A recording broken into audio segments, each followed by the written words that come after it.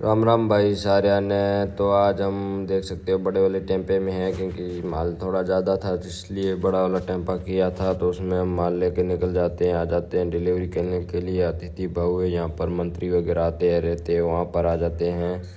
यहाँ पर हमारे को माल देना था, फिर आ जाते हैं अंदर। यहाँ पर उतारते हैं माल को उतार कर यहाँ से हम निकल जाते हैं पूरा खाली करके, क्योंकि ये सरकारी ऑफिस है, यहाँ पर माल देने आए थे।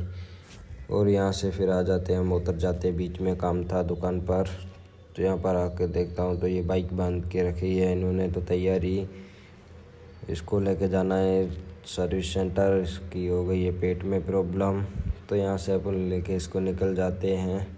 यहाँ पर आकर बोलते हैं इसकी प्रॉब्लम जो भी थी, और ये समझा रहा था, बीच में एडवर्टाइज कर रहा था। तो हमने उसको छोड़कर निकल जाते अपने काम पर डिलीवरी करने के लिए।